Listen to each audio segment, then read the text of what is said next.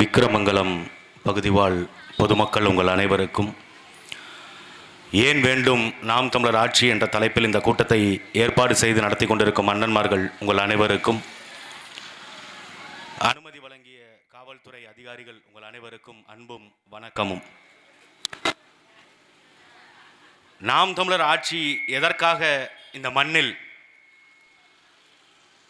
50 ஆண்டு காலம் திராவிட கட்சிகள் இந்த மண்ணை ஆண்டு விட்டார்களே, முத்தமிழ் அறிஞர் தமிழுக்கு செம்மொழி அந்தஸ்தை பெற்றுக் கொடுத்த பெருமகனார், வாழும் ஆண் அவ்வை என்று பட்டம் போட்ட முத்துவேல் கருணாநிதி அவர்கள் 5 முறை இந்த மண்ணை ஆண்டிருக்கிறார்.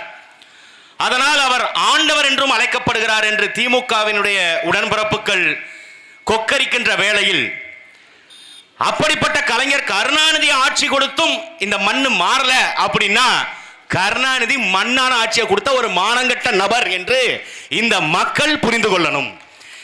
ஏன்னா நல்லாட்சி கொடுத்தாருன்னா மக்களுடைய ஏழ்மை வறுமை இங்கு சரியா இருக்கணும், மக்கள் சுகபோகமாக வாழ்ந்திருக்கணும். ஆனா அதெல்லாம் இல்ல, 5 முறை ஆட்சி செஞ்சுட்டாருங்க, அதனால அவர் ஆண்டவருங்க. கோபாலபுரம் கக்கூஸ்ல டெய்லியும் காலைல போயிட்டு வந்தாரு, அதனால என்னன்னு கூப்பிடுவீங்க? எப்படி கூப்பிடுவீங்க? அவரு வானும் ஆண் அவ்வையா. யாரு அவ்வை? அவ்வைக்கு மட்டும் தெரிஞ்சதுன்னு வையி, கையில் வச்சிருந்த குச்சியை இந்த காது வழியா விட்டு இந்த காது வழியா எடுத்திருப்பாங்க. வானும் ஆண் அவ்வைங்க அவர் ஆட்சி கொடுத்திருக்காரு. இப்ப இந்த தொகுதியில அரியலூர் சட்டமன்ற தொகுதியில மதிமுகவுக்கு கொடுத்திருக்கிறாங்கல்ல, மதிமுகவில் இருக்கிற அண்ணன் சின்னையா, அவர் சட்டமன்ற உறுப்பினர் ஆனதாவது தெரியுமா? அவரை எங்கேயாவது இந்த நிலப்பரப்புக்குள்ள நீங்க பார்த்திருக்கீங்களா? திமுக கூட கூட்டணிங்க. அமைச்சர் சிவசங்கரன் ஒருத்தர் இருக்காருங்க, அரியலூர் மாவட்டத்தை அவரு பாத்துக்குவாருங்க. அவரு புள்ளக்குட்டியை பாத்துக்குவாரு, அவரு சொத்து பத்தை பாத்துக்குவாரு, அவரு நிலவரத்தை பாத்துக்குவாரு, அவருடைய விவசாயத்தை பாத்துக்குவாரு, அவரு சாதிக்காரரை பாத்துக்குவாரு. அவரை அதிகாரத்திற்கு அனுப்பிய மக்களை சிவசங்கரன் பாப்பாரா? பார்க்க மாட்டாருன்னு தான் சட்டமன்ற உறுப்பினர். ஆனா மதிமுகவை சார்ந்த சட்டமன்ற உறுப்பினருக்கு ஜெயிச்சது கூட தெரியுமா தெரியாதான்னு தெரியல, இந்த பகுதி பக்கம் வர்றதில்லை. இந்த வரும்பொழுது நான் பார்க்கிறேன், 2 பக்கமும் விவசாய நிலங்களாக இருந்த பகுதிகள் இன்னைக்கு விவசாயம் செய்ய முடியற அளவுக்கு இருக்கா? இல்ல. ஏன்? அரியலூர் மாவட்டத்தில் நீர் பஞ்சம் ஏற்பட்டுச்சா? இங்கு இது ஆற்று பாசனம் இல்ல அப்படின்னா நீர்நிலைகளை தேக்கி வைத்து நீரை சேமிச்சு வச்சு இங்க ஆட்சி செய்ய முடியாதா? முன்னாடி பேசின ஒருத்தர் சொன்னார்ல, சோழீஸ்வரத்தில் 1000 ஆண்டுகள் 1500 ஆண்டுகளுக்கு முன்பாக வாழ்ந்த எங்கள் பாட்டன் ராஜராஜ சோழன் ராஜேந்திர சோழன் கட்டிய கோவில் அப்படியே இருக்கு. திமுக கட்டின ஒரு அணையை மட்டும் நீ காட்டிரு, ஒரே ஒரு தடுப்பணை, ஒரு அணை காட்ட முடியுமா திமுக காரன் கட்டினது? அப்புறம் என்னதாங்க பண்ணாரு கருணாநிதி? 5 முறை முதலமைச்சர் இருந்திருக்காரு, என்னத்தங்க புடுங்கினாரு? அவர் எதையுமே புடுங்கல. அங்க சென்னை செயின்ட் ஜார்ஜ் கோட்டையில் இருக்கிற புல்ல புடுங்கிறதுக்கு இந்திரா காந்திக்கு கடிதம் எழுதினாரு. அதை தாண்டி ஒரு மயிரையும் கருணாநிதி நிலத்துக்கு புடுங்கல. அப்புறம் எதுக்கு அவருக்கு 5 முறை முதலமைச்சர் பட்டம்? 5 முறை முதலமைச்சராக இருந்தாரு. யாரை வாழ வைத்தாரு? யாரை வளர்ச்சி பாதை கொண்டு போனாரு? ஒண்ணுமே தெரியாத தத்தி முண்டம் ஸ்டாலினை தூக்கிட்டு வந்து இன்னைக்கு முதலமைச்சரா உட்கார வச்சுட்டு போயிருக்காரு. இதை தாண்டி கருணாநிதி செய்த சாதனை சொல்ல முடியுமா? ஸ்டாலினை திட்டன்னு கோவப்படாதீங்க, நான் திட்டல, அங்க இருக்கிற திமுக காரனை திட்டா. எங்க அண்ணன் சிவசங்கரன் தனியா போய் பேசி பாருங்க, ஸ்டாலின் அறிவாளியா நீங்க அறிவாளியா அப்படின்னு சிவசங்கரன் கேளுங்க. அவங்க நடக்கிறான் லூசு, அவனுக்கு ஒன்றும் தெரியாது. முழுக்க நாங்க தான் அதிகாரம் பண்ணிட்டு இருக்கிறோம். இருக்கிற அமைச்சர் பெருமக்கள், இருக்கிற அதிகாரிகள் நாங்கெல்லாம் சேர்த்து தான் ஆட்சியை ஓட்டிக்கிட்டு இருக்கோம். ஸ்டாலினுக்கு விக்க கழட்டிட்டு துண்டு சீட்டை பறிச்சுட்டு போயிட்டா அவங்க அப்பா பேரை கேட்டா கூட அவரால் சொல்ல முடியாது. அப்பேற்பட்ட தத்தியை தான் இன்னைக்கு முதலமைச்சராக பெற்றுக்கிறோம். எதனால இவ்வளவு கோவத்தில் பேசுறேன் தெரியுமில்ல? திமுக இந்த மண்ணுக்கு கேடு என்பதற்கு மிகப்பெரிய சான்று தூய்மை பணியாளர்கள் போராட்டம்.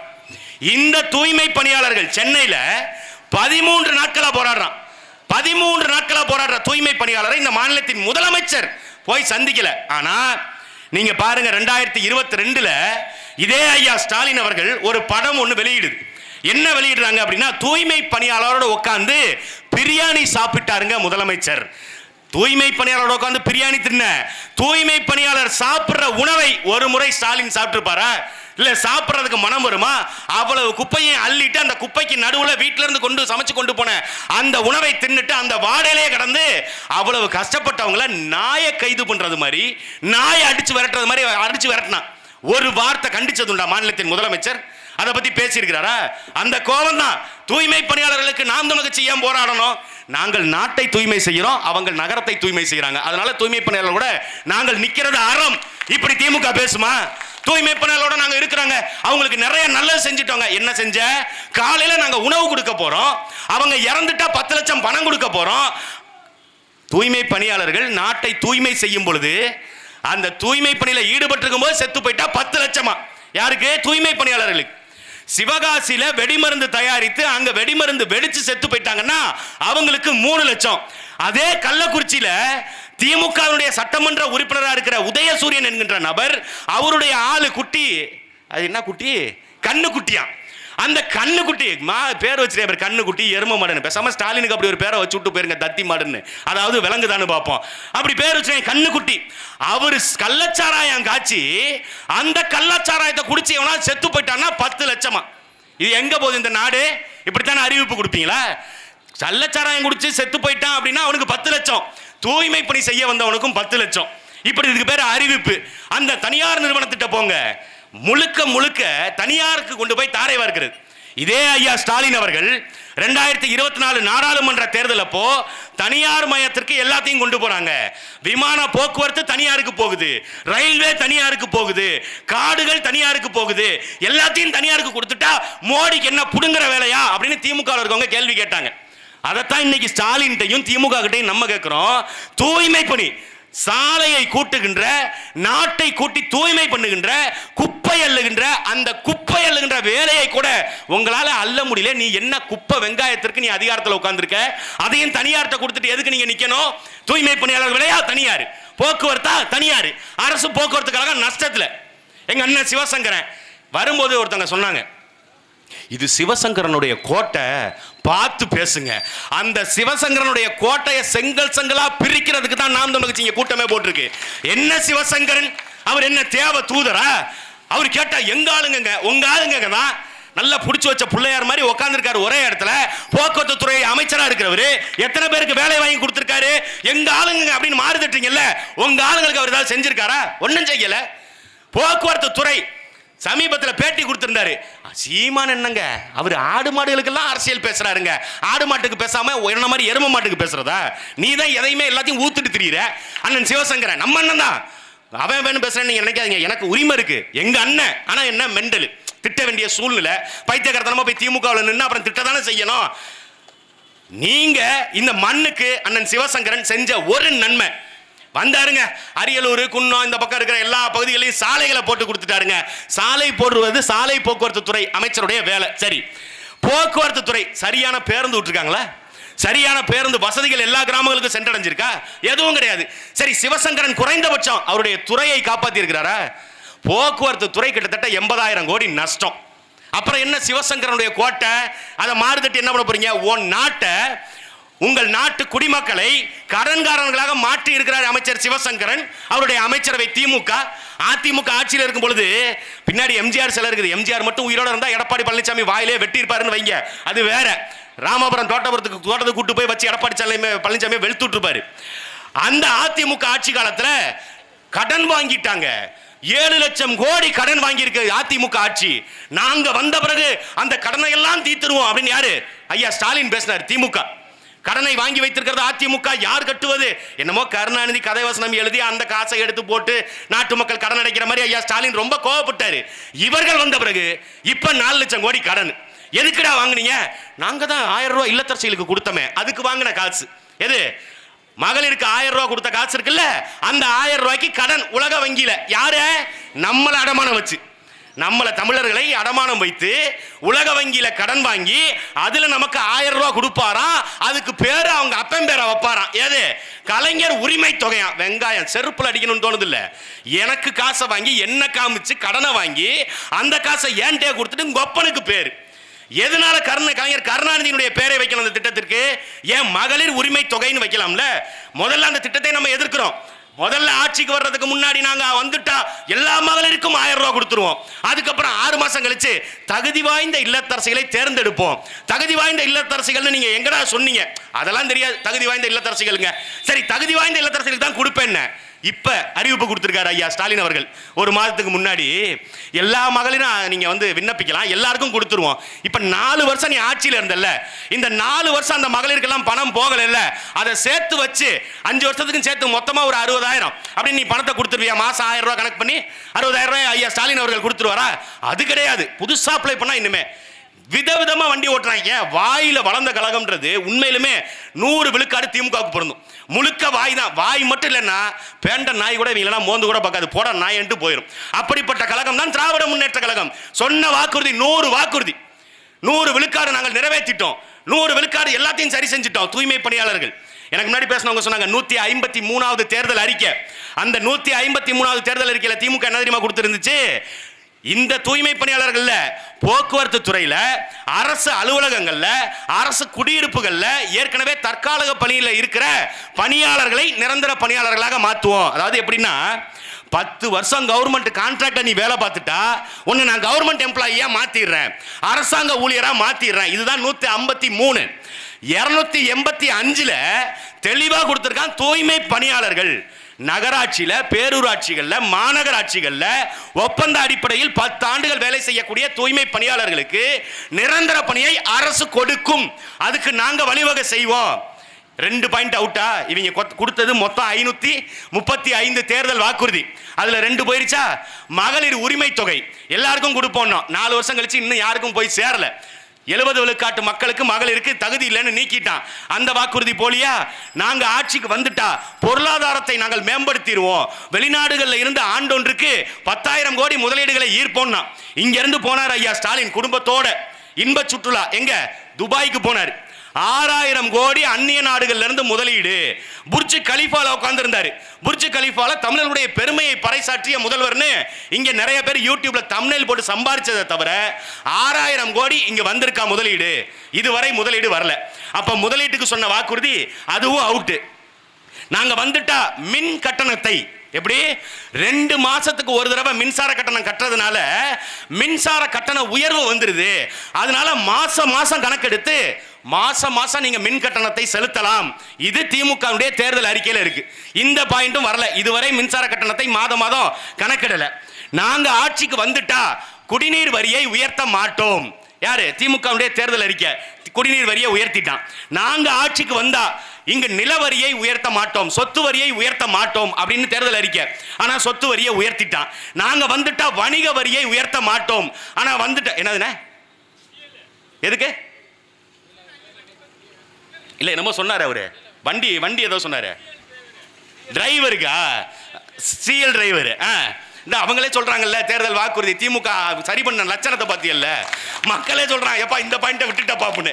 அப்ப 535 தேர்தல் வாக்குறுதி கொடுத்ததுல 35 வாக்குறுதியை திமுக நிறைவேற்றி இருந்துச்சு 4 வருஷத்துல. அப்படின்னாலே அது மிகப்பெரிய சாதனை. ஆனா வெக்கமே இல்லாம அந்த கலஞ்சு போன விக்க எடுத்து மண்டையில மாட்டிக்கிட்டு ஒரு பேண்ட் சட்டையை போட்டுக்கிட்டு இந்த கையில வாட்ச், இந்த கையில இந்த தெர்மாமீட்டர்பாங்க, இந்த இது செக் பண்றதுக்கு, ஆக்சிஜன் லெவல் செக் பண்றதுக்கு, அதை கட்டிக்கிட்டு கம்பீரமா நடந்து வந்தாருங்க. எது? வடிவேல் ஒரு படத்துல நடந்து வருவார்ல, கூடையை கட்டிக்கிட்டு இப்படி இப்படின்னு அந்த மாதிரி கட்டிக்கிட்டு அவர் கொடியாத்தினாராம் சுதந்திர தினத்துல. நாங்க கேட்டோமா இந்த நாட்டு மக்கள் சுதந்திர தினத்தன்னைக்கு தூய்மை பணியாளர்கள் போராடுறான் எங்களுக்கு ஊதியம் கொடுறான்னு. அந்த ஊதியத்தை கொடுக்க துப்பு இல்ல, கூலி சரியான கூலியை கேட்க துப்பு இல்ல. முதலமைச்சரும் உதயநிதி ஸ்டாலின் துணை முதலமைச்சர் 2 பேரும் போய் கூலி படம் பார்த்துக்கிட்டு இருக்காங்க. ரஜினிகாந்த் கூலி படம் நடிச்சிருக்காராம். அந்த படத்தை போய் நாங்க பாக்குறோங்க. சரி, அந்த படத்தை பார்த்துட்டு வந்து என்னங்க பண்ணுவீங்க? ஜெய்பீம் படத்தை பார்த்தது மாதிரி சூர்யா நடிச்சிருந்தால ஜெய்பீம், அந்த படத்தை பார்த்து முதலமைச்சருக்கு உள்ள ஈரமாயிருச்சான், நெஞ்செல்லாம் ரணமாயிருச்சுங்க, நெஞ்செல்லாம் புண்ணாயிருச்சு. ஆக அந்த ஜெய்பீம் படம் பார்த்த அதுல இருளர் சமூக அந்த மக்களை எவ்வளவு துன்புறுத்தலுக்கு ஆளாக்கி இருக்காங்க அப்படிங்கிறது, அந்த மக்களுடைய வலி என்னங்கிறது இப்பதான் எனக்கு தெரியுது. யாரு?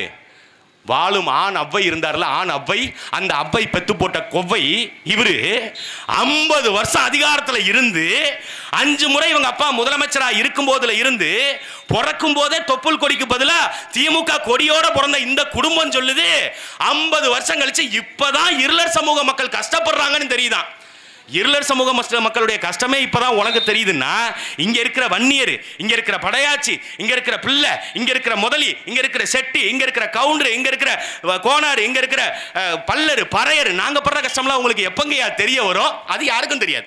அது உதயநிதி காலத்துக்கு பிறகு இன்பநிதி காலம் வரும் பொழுது யோசிச்சா யோசிப்போம். அது வரைக்கும் திமுகவில் அடிமை சாசனம் எழுதி கொடுங்க. எங்க அண்ணன் சிவசங்கரன், உண்மையிலுமே எங்க அண்ணன் சிவசங்கரன் வெள்ள ஃபார்ச்சுனர் காரை வாங்கிக்கிட்டு, திமுக கொடியை போட்டுக்கிட்டு, வெள்ள வேட்டி வெள்ள சட்டையை கட்டிட்டு, நல்ல தலையை வலிச்சு சீவிக்கிட்டு, மூஞ்சிக்கு பவுடர் போட்டுக்கிட்டு ரோட்ல வந்து மக்கள்கிட்ட ஓட்டு கேட்கறதுக்கு பதிலா பக்கத்துல ஏதாவது ரெஜிஸ்டர் ஆபீஸ் இருந்துச்சுன்னா தயவு செய்து அங்க போய் நான் வாழும் வரை திமுகவுக்கு கொத்தடிமையாக வாழ்ந்து விட்டு செத்து போகிறேன்னு எழுதி சாசனம் திமுகவுடைய கோபாலபுரத்தில் கொடுத்துட்டு நாண்டுகிட்டு செத்து போங்கண்ணே.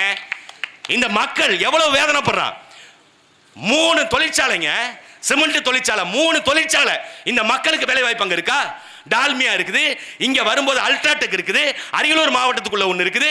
இந்த 3 தொழிற்சாலைகளில் வேலை பார்க்கிறவன் யாரு? நிலத்தை கொடுத்தவன் தமிழ.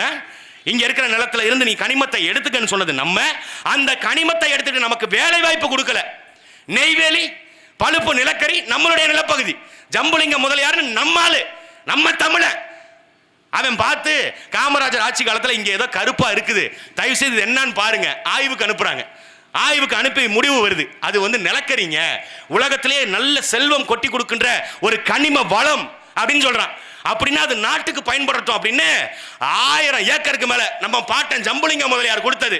இன்னைக்கு நெய்வேலியில நம்மளுடைய அந்த ஜம்புலிங்க முதலியாருடைய வாரிசுகள் அல்லது தமிழர்கள், அவங்களுக்கு வேலை வாய்ப்பு இருக்கா? கிடையாது. யாரு வேலை பார்ப்பா? வட மாநிலத்திலிருந்து வர்றவன் வேலை பார்ப்பான். இங்க மற்ற ஓட்டுநர் பணிக்கு, நடத்துனர் பணிக்கு, இதுக்கெல்லாம் யாரை நீ போடுவ? வட மாநிலத்தவனை கொண்டு வருவ. அல்ட்ராடெக் சிமெண்ட்ல வட மாநிலத்தவனை உள்ள கொண்டு வந்து மேனேஜரா வைப்ப. அவன் இங்க இருக்கிறவனுக்கு வேலை கொடுக்க மாட்டான், ஒழுங்கா ஊதியம் கொடுக்க மாட்டான். டால்மியாபுரத்தில் இருக்கிற அந்த நிறுவனத்திலையும் அதே போலதான். வட மாநிலத்தோடைய எண்ணிக்கை அதிகம், தமிழ்நாட்டில் வடவருடைய எண்ணிக்கை அதிகமாயிருச்சு. நம்ம கத்துறோம் தெரு தெருவா, டேய் சிவசங்கரன் இல்லடா, நீங்க சிவசங்கரனுக்கே ஓட்டு போட மாட்டான்டா வட மாநிலத்துல இருந்து வர்றவன், யாராவது எடுத்து பேசுங்கடான்னா அண்ணன் சிவசங்கரன் அதுக்கெல்லாம் பேச மாட்டாரு. இவ்வளவு சொன்னல திமுகவுடைய பட்டியல், நீ சொன்ன தேர்தல் வாக்குறுதிகள், அதை பத்தி அண்ணன் சிவசங்கரன் பேசுவாரா? பேச மாட்டார். சீமான் ஆடு மாடு மேய்க்கிறத பத்தி பேசுறாரு. ஆடு மாடுகளுக்கான கூட்டம் போட போயிட்டாரு. ஆடு மாடுகளுக்கு கூட்டம் போறதுல என்ன தப்பு? யாரு ஆடு மாடு வளர்க்கல? மனசாட்சியை தொட்டு சொல்லுங்க, இங்க யாருமே ஆடு வளர்த்தது இல்ல, மாடு வளர்த்தது இல்லைன்னு. நாம விவசாயிகள், விவசாய வேளாண்குடி மக்கள் ஆடு மாடுகளை மேய்ப்பது நம்மளுடைய தொழில். அந்த தொழிலை செய்யாதுன்னு ஒரு அரசாங்கம் சொல்லுது. ஏன் சொல்லுது? ஏன்னா நீங்க அந்த விவசாயத்தை செய்தால், ஆடு மாடு மேய்த்தால் விவசாய நிலங்களை விட்டு நீங்க வெளியேற மாட்டீங்க. விவசாய நிலத்தை விட்டு நீங்க வெளியேறலன்னா இங்க இருக்கிற கனிமங்களை எடுத்துட்டு வெளிநாட்டுக்கு முதலாளிகளுக்கு கொடுக்க முடியாது, அதை வச்சு கமிஷன் பார்க்க முடியாது, காசு பார்க்க முடியாது. ஆடு மாடுகளுக்கு பேசிட்டாரு, இழிவுபடுத்துறாங்களாம். அவர் கோனாருக்கு அரசியல் பண்றாருங்க. எது? ஆடு மாடு மேய்ச்சா கோனாராம். தமிழ்நாட்டில் எனக்கு தெரிந்து 90 விழுக்காட்டு மக்கள் ஆடு மாடு மேய்க்கிறான், 95 விழுக்காட்டு பேர் ஆடு மாடு கறி திங்கிறான். அப்ப இவங்க எல்லாரும் கோனார்னு சேர்த்துக்குவியாடா? எப்படி இது? அவங்க கோனாருக்கான அரசியல் பேசுறாங்க, யாதவர்களுக்கான அரசியல் பேசுறாரு. சரி வா இங்கிட்டு போவோம், முந்திரி காட்டை பத்தி பேசுவோமாடா அப்படின்னா அது வன்னியர்களுக்காக பாருங்க அவர் சாதியா பேசுறாருங்க. பேசுவான், நாளைக்கு நடக்கும். நீங்க வேணா பாருங்க, அண்ணன் சீமான் தேர்தல் அறிக்கையில கொடுக்க போறாரு. அரியலூர், ஜெயங்கொண்டம் இந்த பகுதியில் அதிகமாக முந்திரி காடுகள், முந்திரிகள் இங்க விளைவிக்கப்படுது. அதற்கு நாங்கள் காப்பீட்டு உரிமையை பெற்று தமிழ்நாட்டில் இருந்து தான் இனிமேல் வெளிநாடுகளுக்கு ஏற்றுமதி பண்ணுவோம். அதுவும் தரம் உயர்த்தப்பட்ட முந்திரிகளை ஏற்றுமதி பண்ணுவோம். நாங்கள் சட்டம் போடுவோம், நாங்கள் திட்டம் கொண்டு வரோம் சொல்லுவோம். அப்ப சொல்லுவோம் பாருங்க, நீங்க வேணா எழுதி வச்சுக்கோங்க, வன்னியர்களுடைய ஓட்டுகளை கவர்வதற்காக சீமான் இந்த வேலையை செய்யறாரு. சரி என்னதான்டா பண்ணணும் அப்படின்னா, அப்படிலாம் பண்ணக்கூடாது. திமுக செய்யுது இல்ல, வன்னியருக்கு குறியீடு யாரு? எங்க அண்ணன் சிவசங்கரன், அவரை போட்டுக்க. ஏதாவது பிரச்சனையா? இப்ப ராமதாஸுக்கு, அன்புமணி ராமதாஸ் ஐயாவுக்கும் பிரச்சனையா? யாரை வச்சு டீல் பண்றது? சிவசங்கர் அண்ணனை வச்சு டீல் பண்றது. ஏன் ஸ்டாலினுக்கு தெரியாதா? தெரியாது, சத்தியமா தெரியாது. உதயநிதி ஸ்டாலினுக்கும் தெரியாது. அதனால அவங்க பேச மாட்டாங்க. அதே மாதிரி அங்க தென் மாவட்டங்கள்ல அங்க வந்து முக்களத்தோருக்கும் மற்றவங்களுக்கும் பிரச்சனையா, பல்லருக்கு பறையருக்கு சண்டையா அப்படின்னா அண்ணன் திருமாவளவனை தூண்டி விடுறது, முக்களத்தோர் புலிப்புடன் எவனையாவது ஒருத்தனை கூட்டு வந்து அவனை தூண்டி விடுறது, அவங்கள வச்சு பேசுறது. இப்படி சாதி அரசியல் பேசுறான் இவங்க. நாங்க ஆடு மாடுகளுக்கு மாநாடு போடுறோம், அடுத்து காடுகளுக்கு மாநாடு போடுறோம், மரங்களுக்கு மாநாடு போடுறோம். ஏன் அவர்களுக்கு போடணும்? அவர்கள் வாய் பேச முடியாத ஜீவன்கள்ரா, அவங்களுக்கு போட்டாலாவது ஏதாவது புண்ணியம் இருக்கு. இங்க ஆடு மாடுகள் இல்ல, விலங்குகள், காட்டு விலங்குகள் இல்ல, காடுகள் இல்ல, மரங்கள் இல்லைன்னா மனிதர்கள் வாழ முடியுமா? வாழ முடியாது. மலைகள் இல்லைன்னா வாழ முடியுமா? மலைகளை மீட்பதற்கு நாங்க தனியா மாநாடு போடுறோம், கூட்டங்கள் போடுறோம். ஆனா இவங்க மலைமுழுங்கி மகாதேவங்க இருக்கிற மலையெல்லாம் உடைச்சு வெளிநாடுகளுக்கு ஏற்றுமதி பண்றது, பக்கத்துல கேரளா மாநிலத்துக்கு அனுப்பி விடுறது, விழுங்கியம் துறைமுகம் கட்டுறதுக்கு இங்கிருந்து மலையை மேற்கு தொடர்ச்சி மலையை உடைச்சு விற்கிறது. இதை தாண்டி அவர்களுக்கு என்ன தெரியும்? கொடுத்த தேர்தல் வாக்குறுதியை காப்பாற்ற துப்பற்ற திமுகவுக்கு மறுபடியும் எதுக்கு வாக்கு? இங்கு மண்வளம் பறிபோறதை பத்தி அவங்க கவலைப்பட்டது உண்டா? காவிரி ஆத்துல வெள்ளக்காரன் கட்டி வச்சான் 100 ஆண்டுகளுக்கு முன்பாக கட்டிய பாலம், கொள்ளிடம் பாலம். அந்த கொள்ளிடம் பாலம் இடிஞ்சு போச்சு. என்னடா காரணம்? அன்னைக்கு இருந்த அதிமுக காரங்கள்ட்ட கேட்டா பதில் தெரியல. எடப்பாடி பழனிசாமி ஆட்சியில இருக்கிறாரு, முக்கம்பூர்ல அணை உடையுது, கொள்ளிடம் ஆத்துக்கு வர்ற அந்த அணை உடையுது. எடப்பாடி பழனிசாமி அவர் நல்ல தமிழருங்க. யாரு நம்மள்ட்ட சொல்றாங்க அவர் தமிழர் தானே. அட ஸ்டாலின் கூட வந்து தெலுங்குக்காரரு, அவர் வந்து அங்க இருந்து வந்தாப்ல, ஓங்கோல்ல இருந்து பஞ்சம் பிழைக்கிறதுக்கு அவங்க குடும்பம் இங்க வந்துச்சு, அதனால அவரை தெலுங்கர்னு சொல்றீங்க. எடப்பாடி பழனிசாமி நம்ம ஆளுங்க, சேலத்துக்கு பக்கத்துலங்க, பச்சை தமிழருங்க. அந்த பச்சை தமிழரு என்ன தெரியுமா பதில் சொன்னாரு? கொள்ளிடம் ஆத்து பாலம் உடைஞ்சிருச்சு, கொள்ளிடம் அணை உடைஞ்சிருச்சு. எதனால உடைஞ்சிச்சுன்னு கேட்டா, அணைக்கு காய்ச்சல் வந்துருச்சுங்க. நமக்கெல்லாம் காய்ச்சல் வரும்ல, அப்படி அணைக்கு காய்ச்சல் வந்ததுனால அது உடைஞ்சு போயிருச்சு. திமுக நல்ல வேலை எடப்பாடி பழனிசாமி கிட்ட கேட்டாங்க, ஸ்டாலின் போய் மட்டும் கேட்டிருந்தாங்கன்னு வைங்க, ஏங்க இந்த மாதிரி கொள்ளிடம் ஆத்துல அணை உடஞ்சிருச்சாமே, இந்த மாதிரி பாலம் ஒன்று உடஞ்சிருச்சாமே அப்படின்னா, ஆக பாலபா, ஆக அடையா, அது எப்படி இருக்கோ நான் பார்த்தது இல்லையே, எங்க இருக்கோ? யாரு ஸ்டாலின் இருந்தா அப்படித்தான் கேட்டிருப்பாரு. அணைன்னா எப்படி இருக்கும், அது எங்க இருக்கும், நான் பார்த்தது இல்லையே, நான் போகும்போதெல்லாம் அணையை பார்த்தது இல்லையே. உண்மை காரணம் என்னன்னா, ஆத்துல அந்த பக்கமும் மண்ணள்ளிட்டான், இந்த பக்கமும் மண்ணள்ளிட்டான், பாலம் அந்தரத்துல தொங்குது. எப்படி நிக்கும் பாலம்? பொத்துக்கிட்டு கீழே தான் விழுகும். அப்படி விழுந்துருச்சு. அதை சொல்ல இவங்களுக்கு மனசு வரல. எல்லா மாநிலத்தையும் தடை இருக்குங்க. இவங்க இங்க கேட்டா திமுக ஆட்சியில் இருக்கும்போது சொல்லுவாங்க, இங்க மதுவிலக்கு ஏங்க செயல்படுத்தல, மதுவிலக்கு ஏன் நீங்க அமல்படுத்தல? பக்கத்தில் இருக்குங்க. யாரு? கருணாநிதி சொன்னது, நான் சொல்லல. கலைஞர் கருணாநிதி, நீங்கள் ஆண் அவ்வை என்று கொண்டாடியவர், முத்தமிழ் வித்தகர், தமிழுக்கு செம்மொழி அந்தஸ்தை வாங்கி கொடுத்தவர், கனிமொழியை கண்டுபிடித்தவர். கனிமொழியை கண்டுபிடித்தது மட்டும் இல்ல, இன்னொரு வார்த்தையும் சேர்த்து சொன்னாரு. கனிமொழி யாருங்க? எனது மகள். அப்ப ராசாத்தி கனிமொழியின் தாயார்னு வித்தியாசமான கண்டுபிடிப்பிலே கண்டுபிடித்த அந்த கலைஞர் கருணாநிதி சொன்ன வார்த்தை என்ன வார்த்தை தெரியுமில? திமுக கொடியை போட்டு அவரே திட்டம் நினைக்கிறார் போல இருக்கு கருணாநிதியா. பொழந்து விடுங்கடா, அவங்க எல்லாம் என்னத்த பண்ணாங்க அவனு. அந்த கலைஞர் கருணாநிதி சொன்னாரு, பக்கத்துல கேரளாவில் இருக்கு, ஆந்திராவில் சாராயம் விற்கிறாங்க, இந்த பக்கம் கர்நாடகாவில் விற்கிறாங்க, பாண்டிச்சேரியில் விற்கிறாங்க, தமிழ்நாட்டில் மட்டும் சாராயத்தை விற்காம இருந்தா இங்க இருக்கிற மக்கள் எல்லாரும் அங்க போய் குடிச்சு செத்து போயிட மாட்டாங்களா? அந்த நல்ல எண்ணத்துல தான் தமிழ்நாட்டில் நாங்க சாராய கடையை திறந்து வச்சிருக்கோம். சொன்னது யாரு? முத்தமிழ் வித்தகர் கலைஞர் கருணாநிதி. சுத்தி இருக்கிற எல்லா மாநிலத்திலையும் விற்கிறான், அதனால நாம விற்கிறோம், இல்லைன்னா இங்க இருந்து வருவாய் அங்க போயிருமா. எவ்வளவு தொலைநோக்கு பார்வையோட கண்டுபிடிச்சிருக்காரு ஐயா கருணாநிதி அவர்கள் இந்த வார்த்தையை சொன்னார். அதே பக்கத்து மாநிலம் கேரளா, அதே பக்கத்து மாநிலம் கர்நாடகா, இதே பக்கத்து மாநிலம் ஆந்திரா, பாண்டிச்சேரியை விட்டுருங்க, பாண்டிச்சேரியில் நம்ம தமிழர்கள் தான் இருக்கிறாங்க, அவங்கள விட்டுருங்க. இந்த அண்டை மாநிலங்கள் 3 மாநிலங்கள் இருக்குல்ல, அந்த 3 மாநிலங்கள்லையும் ஆத்து மணல் அள்ளுறதுக்கு தடை இருக்கு. நீ அவங்கள பார்த்து ஆத்து மணல் அள்ளுறதுக்கு தமிழ்நாட்டில் தடை. ஒரு மானம் உள்ள ரோசம் உள்ள ஒரு தாய் தகப்பனுக்கு பிறந்த முதலமைச்சராக இருந்தால் அதெல்லாம் நீ செயல்படுத்தி இருக்கணும். இங்கு ஆத்து மணல் அள்ளுவதற்கு தடை. ஏன் சொல்லல? கமிஷன் போயிடும். மலையை உடைப்பதற்கு கேரளாவில் 26 மலைகளை தேர்ந்தெடுக்கிறாங்க. விழுங்கியம் துறைமுகம் கட்டுறதுக்கு 26 மலைகளை தேர்ந்தெடுத்து ஆய்வு செய்யறான். அதுல 16 மலையை உறுதி செய்யுது கேரள அரசு. 16 மலை. அந்த 16 மலையை உடைக்க போகும் பொழுது கேரள அரசு ஒரு அறிவிப்பு இருக்குது. கேரளா வந்து கடவுளின் தேசமாக போற்றப்படுகிறது. அப்படிப்பட்ட கடவுளின் தேசத்தில் இங்கு மலைகளை உடைப்பதற்கு தடை இருக்கு அப்படின்னு 16 மலையை தொடக்கூடாதுன்ட்டான். இப்ப அந்த விழுங்கியம் துறைமுகத்துக்கு எங்க இருந்து கல்லு போகுது? கன்னியாகுமரியில இருந்து மலையை உடைச்சு விழுங்கியம்ல துறைமுகம் கட்டுறான் கேரளாவில்.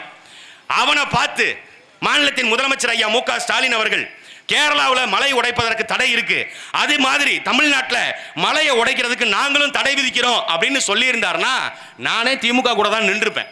நாங்க இப்படி கூட்டம் போட்டு நாம் தமிழர் ஆட்சி ஏன் வேண்டும் அப்படின்னு நாங்க பேசியிருக்க மாட்டோம். திமுக ஆட்சியே இங்க இருக்கட்டும்னு பேசியிருப்போம். ஆனா மலை பறிபோவதை இவர்கள் கண்டுக்கிறது இல்ல. மரங்களை இங்க இருந்து உடைச்சு ஏத்திட்டு போறான், அங்க இருந்து குப்பையை கொண்டு வந்து கொட்டான். கேரளாவில் இருந்து மருத்துவ கழிவுகள், கோழி இறைச்சிகள், பன்றி இறைச்சிகளை கொண்டு வந்து தமிழ்நாட்டு எல்லையில கொட்டான். ஒரு மாநிலத்தின் முதலமைச்சர் நினைச்சா தடுக்க முடியும். மாநிலத்தின் முதலமைச்சரை விடுங்க, தமிழ்நாடு காவல்துறைன்னு ஒன்று இருக்கு, காக்கி சட்டை போட்டிருக்கோம்.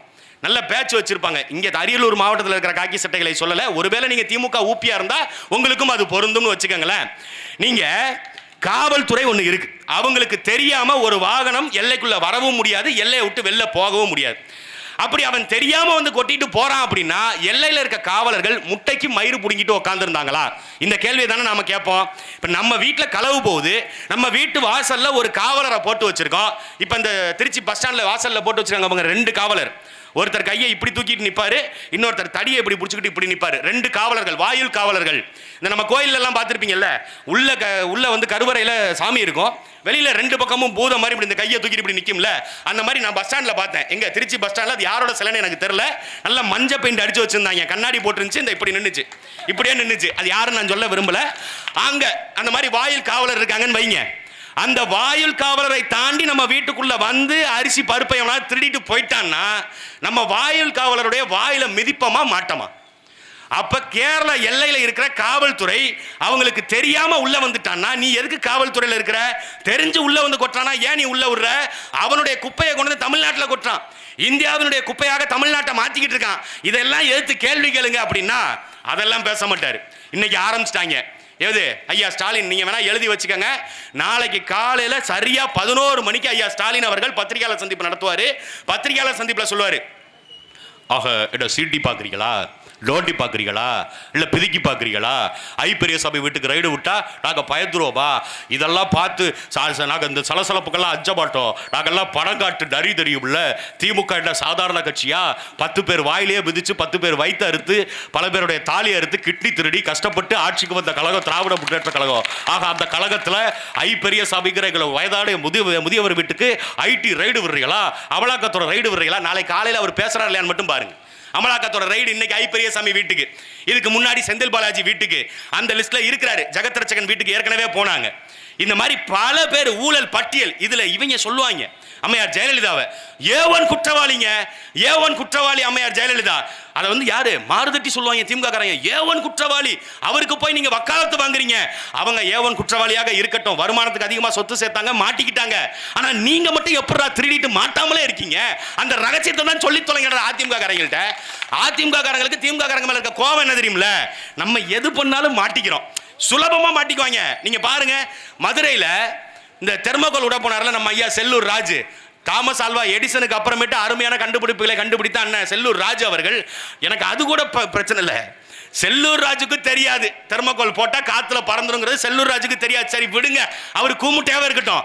அவர் கூட மாவட்ட கலெக்டர் ஒருத்தர் போயிருக்காருங்க. மாவட்ட கலெக்டர் இவங்க எவ்வளவு மடையனா வச்சிருக்காங்க பாருங்க. தெர்மோகோலை போய் வைகை ஆத்துல அணையில போய் போடுறாரு, அது பின்னாடி வரும்போது காத்துல பிச்சுக்கிட்டு வருது. அந்த மாதிரி அமைச்சர் பெருமக்கள் அவங்களுக்கு எங்களுக்கு இது கூட தெரியல. ஆனா திமுக காரன் திருட்டுத்தனம் பண்ணாலும், செந்தில் பாலாஜி அதிமுக காரராகவே இருந்தாலும் திமுகவுடைய ரத்தம் அவர் உடம்புல ஓடுதுங்க. அதனாலதான் வேலைக்கு திருட்டுத்தனமா வேலை போட்டு தரேன்னு வாங்கின பணத்தை திருப்பி அவர் கொடுத்துட்டாருங்க. அதனால அவர் வழக்கிலிருந்து இருந்து விடுதலை செய்யப்பட்டுட்டாருங்க. அவர் நேர்மையாளருங்க. திமுக காரங்க எப்படி, நான் சொல்லல, நாஞ்சில் சம்பத்து தெரியுமா? நம்ம இந்த பேர் என்ன, எம்எல்ஏ பேரு சின்னையாவா, சின்னப்பா, அண்ணன் சின்னப்பாவுக்கு நல்லாவே தெரியும் நாஞ்சில் சம்பத்து. அடுக்கு மொழியில ஐயா வைகோ போலவே பேசக்கூடியவர். இன்னைக்கு திமுகவில் கொத்தடிமை வேலைக்கு போயிருக்காரு. இதுக்கு முன்னாடி மதிமுகவில் ஐயா வைகோவுடைய காலுக்கு மாட்டி விட்டுக்கிட்டு இருந்தாரு, செருப்பு மாட்டி விட்டுட்டு இருந்த நாஞ்சில் சம்பத். அவர் தான் சொல்லுவாரு, திமுக காரன் எவ்வளவு பெரிய திருடன் தெரியுமா, அதுவும் கலைஞர் கருணாநிதி எப்பேற்பட்ட ஆள் தெரியுமா? விஞ்ஞான ஊழல் பண்ணாங்க, சர்க்காரியா கமிஷனையே தலை சுற்ற விட்டார் கருணாநிதி அப்படின்றதெல்லாம் சும்மாங்க. விஞ்ஞான ரீதியா ஊழல் செய்கிற ஒரே ஆள் கருணாநிதி தான். எப்படிப்பட்ட ஊழல் தெரியுமா? இப்ப நமக்கெல்லாம் பசிக்குது, நம்ம என்ன பண்ணுவோம், கடலை காட்டு வழியா போவோம். பசிச்சதுன்னா செடியை பிடுங்குவோம், கடலையை திம்போம், செடியை அப்படியே தூக்கி போட்டு வந்துருவோம். இது சாதாரண. இது அதிமுக. எப்படி அதிமுக பசிச்சதுன்னா திருடுவாங்க, கொள்ளையடிப்பாங்க, கையங்களவமா மாட்டிக்குவாங்க, ஏவன் குற்றவாளி. ஆனா கருணாநிதி எப்பேற்பட்ட திருட தெரியுமா? நான் சொல்லல, திமுக காரங்க யாருக்காவது கோவம் வந்துச்சுன்னா போய் எங்க ஐயா சட்டமன்ற உறுப்பினர் இருக்கார்ல சின்னப்பா, அவர்கிட்ட போய் கேளு, நாஞ்சில் சம்பத்தனை எவனோ ஒருத்தனாம்ல, அவன் யாரா அவன்? இல்லைன்னா திமுகவோட நீங்க போங்க, அண்ணன் சிவசங்கருக்கு கூட தெரியும் நாஞ்சில் சம்பத்தை. நாஞ்சில் சம்பத்தை எப்படா கட்சிக்குள்ள வச்சிருக்கேன், அவன் கருணாநிதியை இப்படி கழுவி ஊத்திருக்கானேன்னு அங்க போய் கேளுங்க. அவர் சொன்னாருங்க, கருணாநிதி எப்பேற்பட்ட திருடன்னா தண்ணி இருக்கானே, சரி இருக்கட்டும், எங்க சொன்ன திருடனா? இந்த திருடன் கருணாநிதியா? கருணாநிதி தானே திருடன். அந்த கருணாநிதி திருடன் எப்படி திருடுவார்னா, கடலை செடியை புடுங்குவாப்லையாம், கடலையை தின்னுபிட்டு திருப்பி செடியை அங்கனே நட்டு வச்சுட்டு வந்துருவாராம். இப்ப விவசாயி போய் அதை அறுவடை பண்ணும்போது சே இந்த விதை முளைக்கவே இல்லை, கருமம், இந்த செடி வீணா போச்சு அப்படின்னு தூக்கி போட்டு போயிடுவாராம். விளைவித்த விவசாயிக்கே விபூதி அடிச்சவங்க கருணாநிதி குடும்பம்னு நாஞ்சில் சம்பத் சொன்னாரு. அதனாலதான் திமுக மாட்டல. ஆனா இன்னைக்கு அமலாக்கத்துறை அப்படி இல்லை. இவங்க எல்லாரும் சேர்ந்து, யாரு ஏற்கனவே நம்ம ஐயா இந்த ஓசி பஸ்ன்னு பேசினாரு, பொன்முடி கோல்டன் ஹேர் தங்க மசுரு, அந்த தங்க மசுரு வீட்டுக்கு ரைடு போனாங்க. அதே போல ஏவா வேலு சறுக்கு பாரு அவரு வீட்டுக்கு ரைடு போனாங்க. இப்படி தொடர்ச்சியாக இவர்கள் அமைச்சர் பட்டியலில் இருக்கிற எல்லாரும் வீட்டுக்கு ரைடு போறாங்க. காரணம் என்ன? கடந்த ஆட்சியில் செய்த ஊழல். 2006 இருந்து 2011 வரை 5 ஆண்டு காலத்தில் ஐ பெரியசாமி, பொன்முடி அமைச்சர், இப்ப இருக்கிற திரு KN நேரு அவர்கள், அமைச்சர் ஏவா வேலு உள்ளிட்ட இவர்கள் எல்லோருமே அமைச்சராக இருக்கும் பொழுது என்னவா யாருக்கு அதைத்தாங்கயா நாங்களும் கேட்கிறோம். அப்படி ஒரு கேடு கட்டவங்களுக்கு ஓட்ட போட்டு எங்கள்கிட்ட வந்து கேள்வி கேட்கறீங்களே. சிவசங்கரன் வந்தாருன்னா சட்டையை கோத்து பிடிச்சு, அதான் சிவசங்கரனை கோத்து பிடிச்சு கேளுங்க, என் வீட்டு பொண்டாட்டிக்கு தகுதி இல்லைன்னு சொல்றதுக்கு ஸ்டாலினுக்கு எவன்டா தகுதியை கொடுத்ததுன்னு கேளுங்க. சிவசங்கரன் சட்டையை கோத்து பிடிச்சு உன்னை நம்பித்தானே ஓட்ட போட்டோம், நீ என்ன அவர் சொல்றதை கேட்டுக்கிட்டு இருக்கேன்னு சிவசங்கரன் கேள்வியை கேளுங்க. எல்லாருக்கும் கோபம் வருது. திமுக ஆட்சியை பார்த்து மக்களுக்கு கோபப்படுறான். ஏன் பொண்டாட்டிக்கு தகுதி இல்லைன்னு சொல்றதுக்கு நீ யாரா? யாரு ஐயா கோபப்படுறாரு? இவ்வளவு வருஷம் தெரியலையா? இவ்வளவு வருஷம் தெரியாது. இன்னும் அடுத்த 5 ஆண்டு காலம் நீங்க மறுபடியும் ஆட்சிக்கு திமுகவே வந்தாலும் அதிமுக வந்தாலும் அடுத்த 5 ஆண்டுகள் முடியும் போது இதையத்தான் நீங்க பேச வேணும். அப்படித்தான் பேச வைப்பான். அப்படி திமுக முழுக்க முழுக்க கடந்த 5 ஆண்டு காலத்தில் 2006 இருந்து 2011 வரை ஐ பெரியசாமி யாரு கருணாநிதியினுடைய பாதுகாவலராக இருந்தாராம். யாரு PA செக்ரட்டரி பாதுகாப்பாளர். அப்படி இருந்த ஒருத்தருக்கு வீட்டு வசதி வாரியத்திலிருந்து ஒரு வீடு ஒதுக்கி கொடுத்துட்டாரு. இதுதான் வழக்கு. 2021 திமுக ஆட்சிக்கு வருது. ஆட்சிக்கு வந்த 2 ஆண்டு காலத்தில் அவசரமா அந்த வழக்கை முடிச்சு வைக்கிறாங்க. யார்? ஐ பெரியசாமி மீது இருக்கிற வழக்கை முடித்து வைக்குது தமிழ்நாட்டினுடைய நீதிமன்றங்கள். அந்த நீதிமன்றத்தில் ஒரே ஒரு மானமுள்ள ஒரு நீதிபதி மறுபடியும் கேள்வி கேட்கிறார். எப்படி இந்த வழக்கை நீங்க முன்னீங்க? முடியாது, நானாக முன் வந்து இந்த வழக்கை எடுத்து விசாரிக்கிறேன்னு அமலாக்கத்துறைக்கு மறுபடியும் உத்தரவு போடுறாரு. அந்த வழக்கில் தான் இன்னைக்கு ஐ பெரியசாமி வீட்டுக்கு ரைடு. ஆனா ஊடகங்கள் என்ன தெரியுமா காமிச்சுக்கிட்டு இருக்கு? ஐ பெரியசாமி வீட்டுக்கு ரைடு போனதை காட்டல. எடப்பாடி பழனிசாமி எங்கேயோ அங்க இதுகிட்ட திருவண்ணாமலை மாவட்டத்தில் எங்கேயோ பயணம் போனாராம். அங்க வச்சிருந்த பேனர் கீழே விழுந்துருச்சா.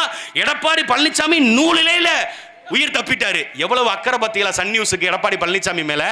அவன் அமைச்சர் வீட்டுக்கு ரைடு போயிட்டு இருக்காங்க. அதை பத்தி பேச துப்பு இல்ல. எங்க நீங்க தைரியமான ஆளாச்சே. திமுக இருக்கவங்க எல்லாம் தைரியமானவர்கள்.